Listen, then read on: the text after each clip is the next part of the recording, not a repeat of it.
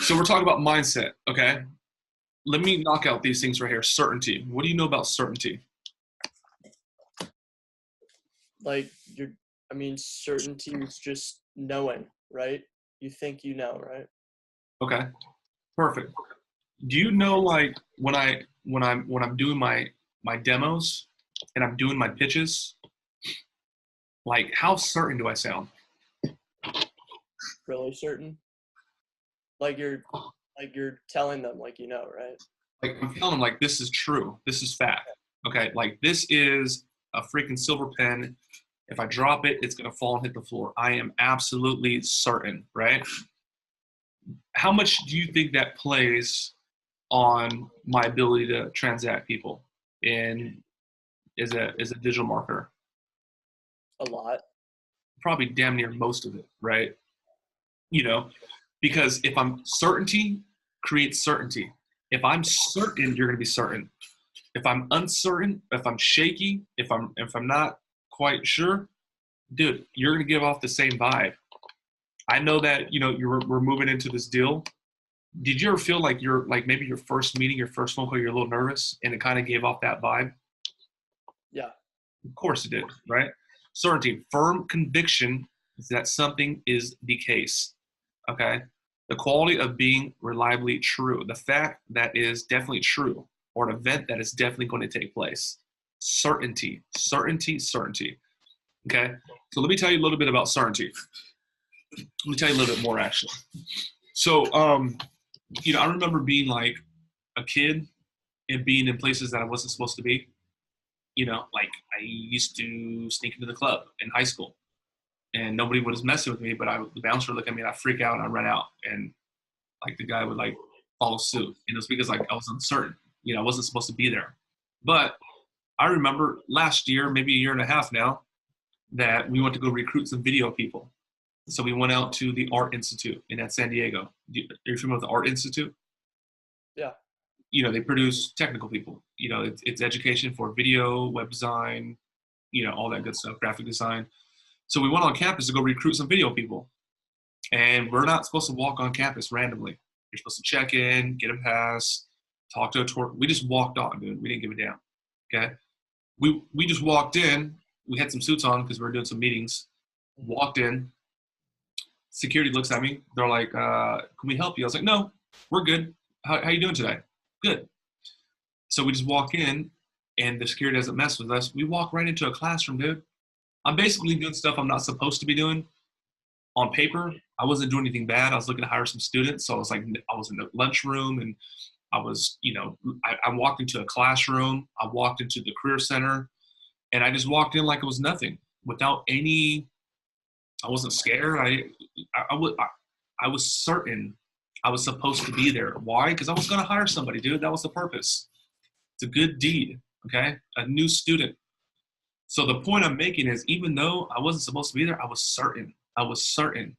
So the security didn't mess with me. When I walked in the classroom, the teacher didn't mess with me. When I walked in the career center, nope. When I talked to students, they were good. Certainty. Okay. So the point I'm trying to make to you, there was a reason I'm giving you the story. When you're making your cold call, dude, you want to appear as if you're supposed to be there. You want that mindset that you're not a foreign object. You're supposed to be calling them. Okay? You should be expecting my phone call because I am going to help you. That's the kind of attitude. So when I make the call, hello, Nick. Let's do a little role playing. Hello, Nick. Hey, Mike.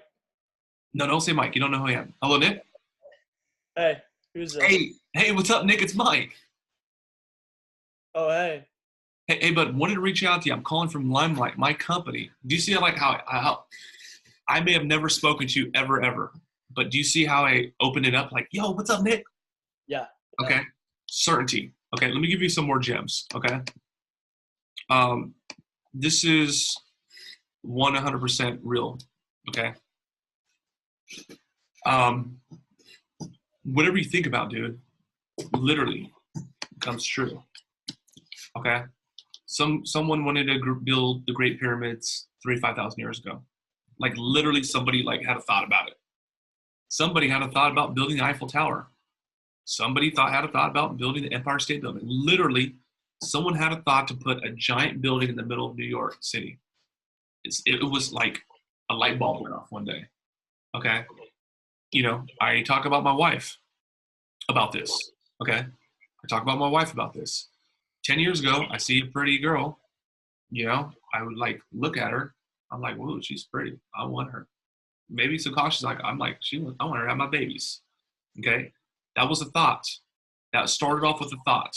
Okay. Thoughts create actions. Okay. I'm going to build the Eiffel Tower. I am going to build the Great Pyramids of Egypt. I'm going to go talk to that pretty girl. Let me walk up to her. Action. Let me ask her out on a date. She said yes. That action creates a result. And that result creates a reality. Okay, let me use your example. There was something about digital marketing entrepreneurship that you were thinking about. You saw an ad, you saw the video, and you're like, damn, this sounds real. You probably saw it 2 or 3 times. I don't think you probably bought it, the course you bought, right? The first day. You probably kept seeing it over and over. And you probably looked into it, and then you probably researched it, and you probably went to YouTube and seen some of the people that are having success. You had a thought. Eventually, you took an action. You got some sort of result on that program.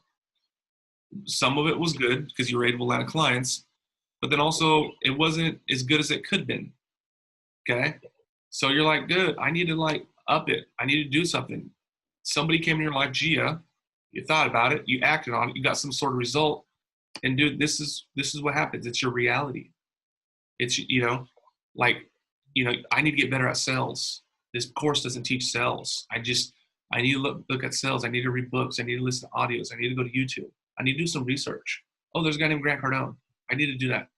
I got a little bit better. Oh, wow. There's, I looked at some people and I met a guy named Mike. And the reality is your sales is getting better. The reality is you became a digital marketer. The reality is we created the Great Pyramids of Egypt. The reality is I married my wife. Okay?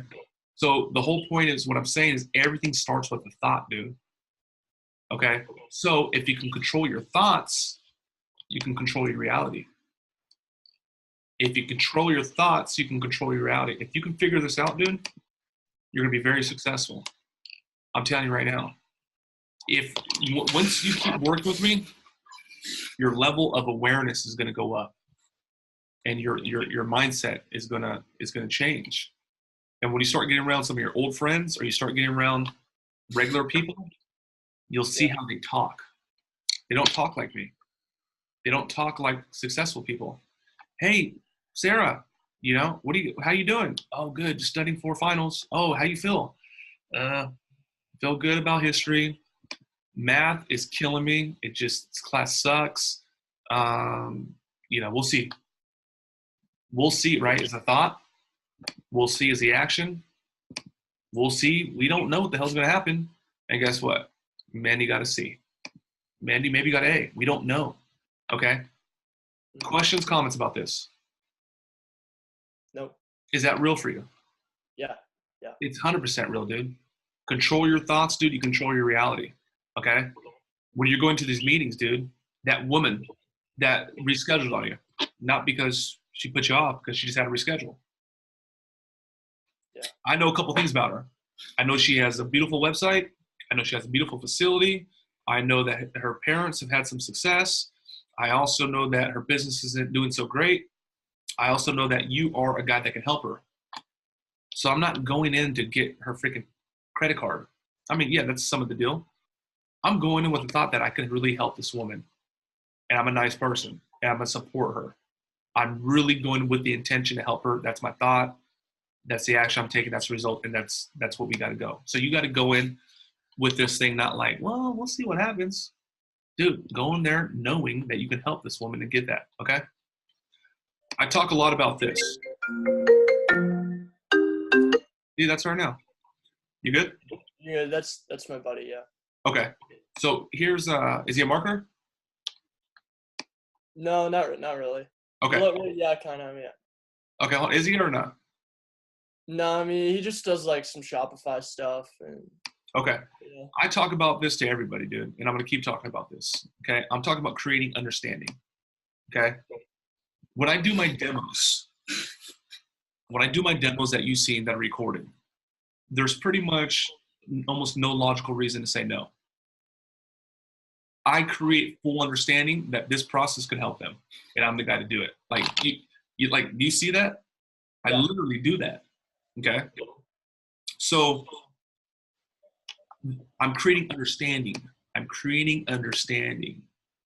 I want you to create understanding.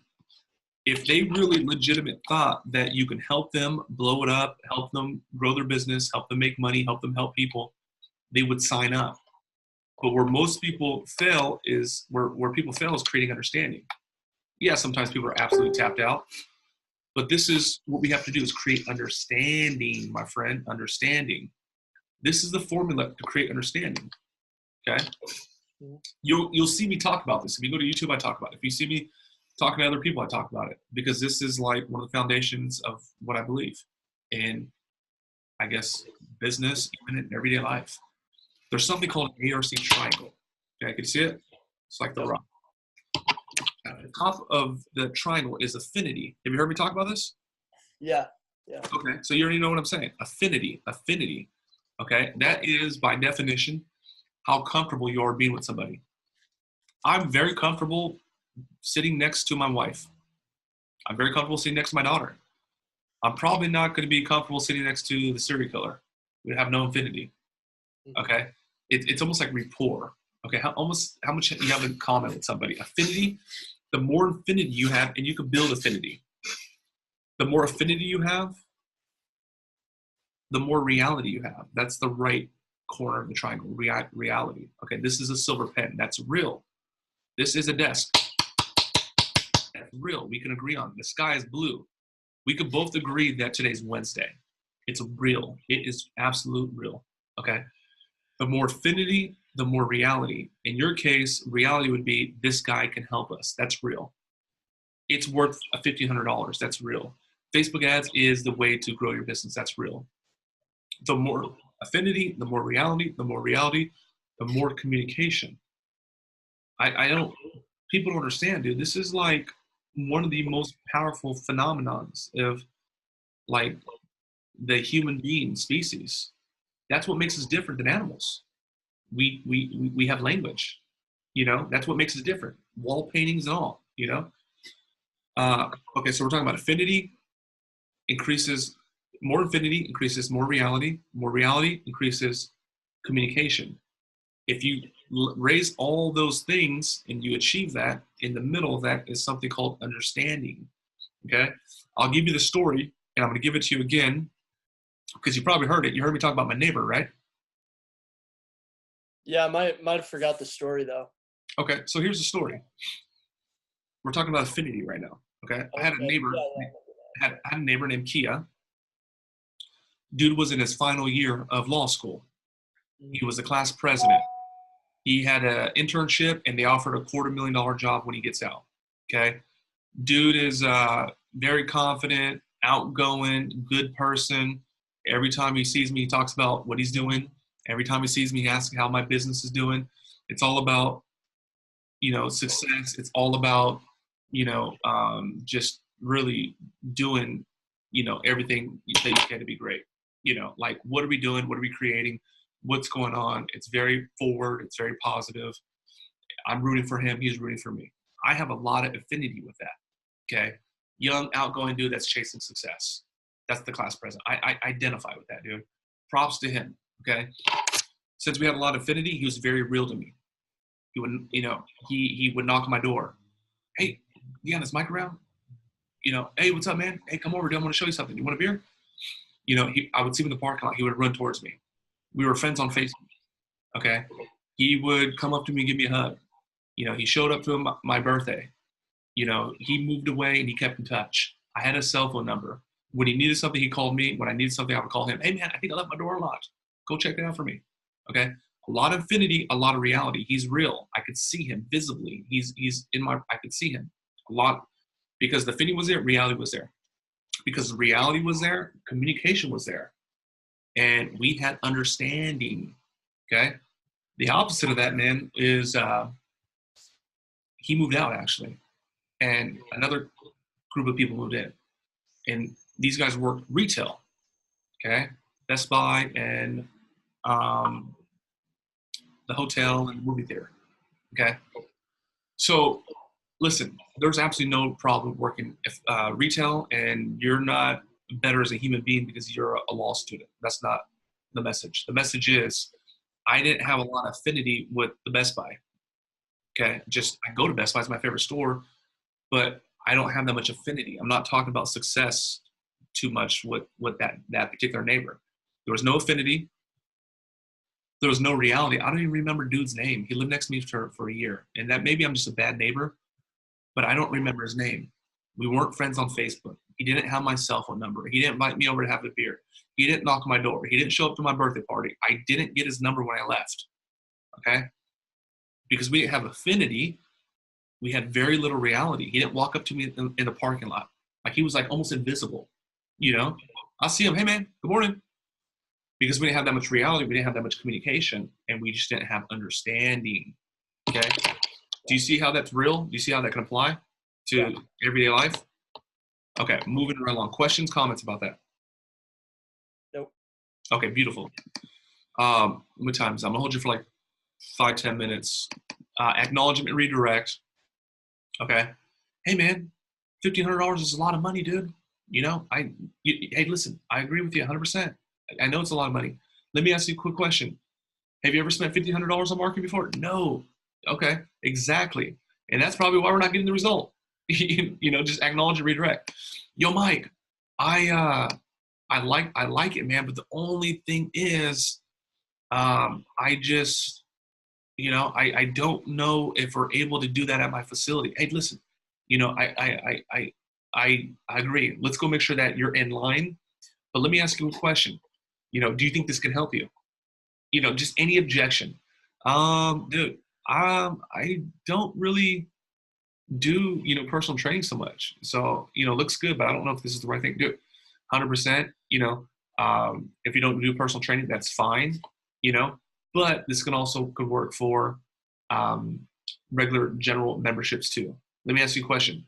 How much are you doing right now? How many, like what if you had a breakdown by percentage of services, like what takes the pie? Is it your group training? Is it your, you know, your memberships? What is it? Acknowledge and redirect. Okay. Acknowledge and redirect, dude. I'm telling you, like, go watch my live closes, and the guys will tell me stuff basically I don't want to hear. It's not that I don't want to hear it, but it's stuff. It's Mike, this is too much money. I'm not going to do this, dude. I agree with you, dude. Don't do it. Don't do it right now. But let me ask you a quick question, dude. When you are ready to do it, do you think this is something that could possibly work? Perfect. Okay. And why do you think it could work?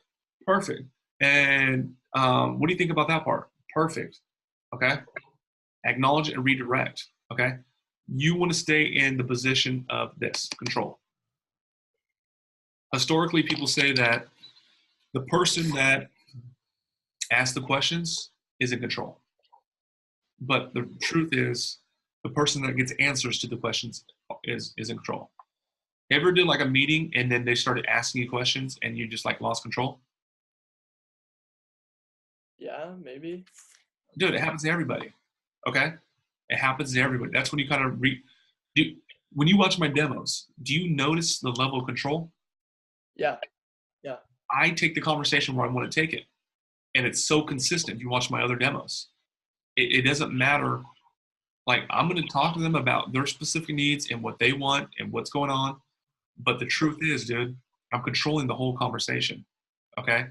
Control is not a bad thing. Control is a great thing. You want control. You want control of your environment. Okay? You want control of your clients. You want control of the phone call. You want control of your business. You want control, dude. Okay? I'm telling you. Like, there's people I work with. I was like, dude, you got to like take control of your environment. You got the neighbor that's playing rock music, you know, at 3:00 a.m. You got the client that's having unreal request. You got to control your environment. Okay, we'll talk more about that. Last two things, dude. Drink this water. What do you know about that? Like drink the Kool-Aid, you know? Just Nope. So, dude, listen. If you have a product that you think you can really help somebody, you need to insist that they take the product. If you don't insist that they take the product, you hurt them. Remember that case study you watched of the 20-year-old dude that made 4K? Yeah. Okay, that guy gave us some resistance, but we closed him. What would happen if we didn't close him in the first week? Then you wouldn't have made 4K. You would have been out 4K, dude.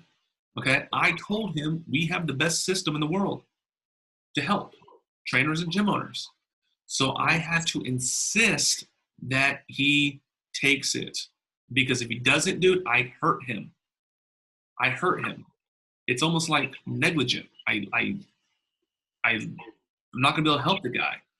Okay, I got a cure for cancer, and I know that's a sensitive thing, so bear with me. I'm gonna insist that people take that have the disease. You get it? I'm gonna insist. Drink this water as this. Okay, here's the illustration. Drink this water as this.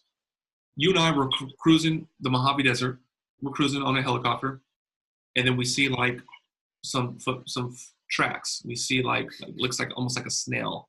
Looks like a giant snake. And we're like, what the hell? We're going down. We go over a little sand dune, and we see like a little body hunched over. Like, dude, go down, go down, go down. Okay. We go down. We find out it's a guy that's hanging on life. Okay. And we run out. You grab the gallon of water. I grab the gallon of water. And we're like, hey, check this water. The guy's going to look at us like, no. I'm like, dude, take this water. You're hallucinating. You're dehydrated. How long have you been out here? 3 days. Drink this water, man. The guy's going to say, I don't want the water. He's like spitting sand out of his mouth. At a certain level, at a certain point, I'm going to say, dude, listen, Nick, hold this guy, dude. I'm going to pry his mouth open. I'm going to pour the freaking water down his throat.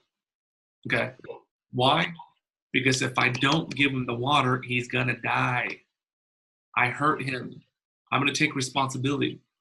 And all you're doing, man, is you're giving these businesses that are dehydrated water. That's what I believe. That 20-year-old dude that didn't want to sign up, dude, I'm literally telling him, drink the damn water because you're dehydrated. I've used this in a pitch, dude. I was right down the street from my house, and I met a guy 2 years ago, and I told him the story about drinking the water. He's like, I like that. I was like, yeah, and you, my friend, are the dehydrated guy. Drink the damn water. Let's go. He snapped, and I signed him. His name is Derek. Okay? I literally, because you have to really embrace this, dude. If you really believe you can help somebody, if you're 1,000,000% sold on that idea, you need to insist that they drink the water. Questions, comments about that? No, that's cool. Okay. Ethics, dude. When I talk about ethics, what do you think about? Like doing the right thing. Doing the right thing, man. You know, sometimes you think about like being ethical is not still, don't cheat on your wife. Yeah. Ethics. More principle that govern a person's behavior or conducting an activity. The branch of knowledge that deals with moral principles. The last thing I'm talking about is ethics, man. I don't look at ethics as like, don't cheat, don't steal. You know, I talk about ethics as like alignment. Okay. So, you know, like if I am a marketer for trainers and gym owners, and then I don't go to the gym myself, that's unethical, dude. You're gonna get punished for that. The universe will punish you for that. If I am a drug counselor and I do drugs at night, dude, that's unethical. It's out of alignment. Okay. Ethics, it's just being in alignment everywhere in life. That's my definition of ethics. At Grant, his office, he talks a lot about ethics. Okay. Have you know, because I know you've been looking up your sales stuff. Have you heard anything from Grant Cardone talk about ethics? No. Okay. So like, dude, I feel like you're an ethical guy. Your bed is, for the last times I've talked about, have always been made. It looks a little messed up right now. But you should make your bed every morning. Okay. You should go to the gym. You should eat healthy. You should, you know, like some of these high performers, dude, there's fucking discipline as hell. They're getting up at 5. They're going to the gym. They're eating good. They're working hard. They're good husbands. They're good fathers. They're in alignment. Okay. What do you know about network marketing? Not much. Yeah. What's that? Like just like is that just networking? Or? No, like direct sales. No, like Vima and stuff like that. You ever Herbalife? Oh yeah, I've heard of that. People make fun of it. They call it the pyramid. Okay, yeah. Okay, so there was a guy. The Herbalife is a huge company, billion-dollar company, and one of the top guys in that particular company was in San Diego doing an event. My friend knew him. He's like, hey, this guy's speaking. His name's Barron. He's speaking in San Diego. I know him. Let's go check him out. You know, we'll hang out with him after. The guy's making like over $100,000 a month. This was like maybe 4 years ago. So I go meet him, and I go check him out. He blows up the stage. The guy's super charismatic. He used to be signed by Ludacris, so his stage performance is unreal. He's a singer. He has an incredible look. He's super fit. He just kills it. There's thousands of people in the arena. The next day, Nick's like, hey, we're going to go take out Garen. I'm like, cool, let's do it. We go take him out. I got my wife, my daughter, half of my team, there's probably like 6 guys, and my business partner, Nick.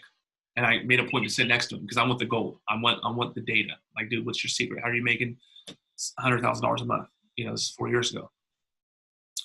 And I'm asking questions. I'm like, dude, what are some of your next moves? He's like, well, Mike, I'm looking for a new coach. I'm looking for a new mentor.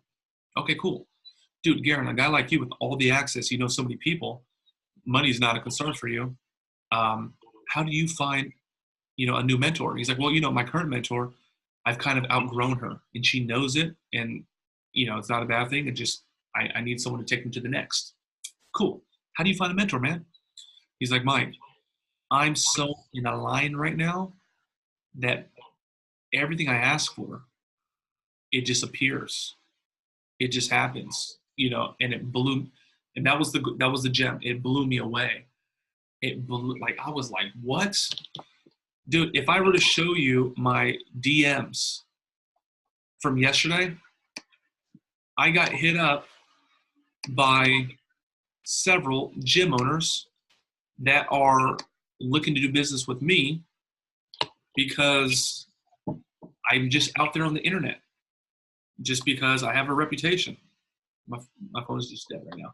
I was going to show you the DM. Hey, man, I've been following the journey, dude. I want to get with you and see how you can help us out. Gage gets on with them, transacts them. Some of the other guys, they're not doing that. Not that I'm better. They're just not there yet, okay? And it's all about getting in alignment. When you clean up your ethics and you get it in alignment, this becomes effortless. It becomes easier, dude. I have people that are calling me, and it's just because I've been doing this so damn long. And I still too am getting alignment. Ethics, dude. Pay your bills on time. Ethics. Pay your cell phone bill. Just getting in alignment. Just cleaning it. Just being ultra disciplined in life everywhere. And once you do that, bro, all this stuff is going to get easier. Right now, you starting your agency, investing into a program, investing into a coach, that is a form of cleaning up your ethics. How the hell could somebody grow a huge business if they don't know sales? They can't. So that you, in a way, meaning me, is cleaning up your ethics. Okay? Questions, comments about that? No. Okay, cool.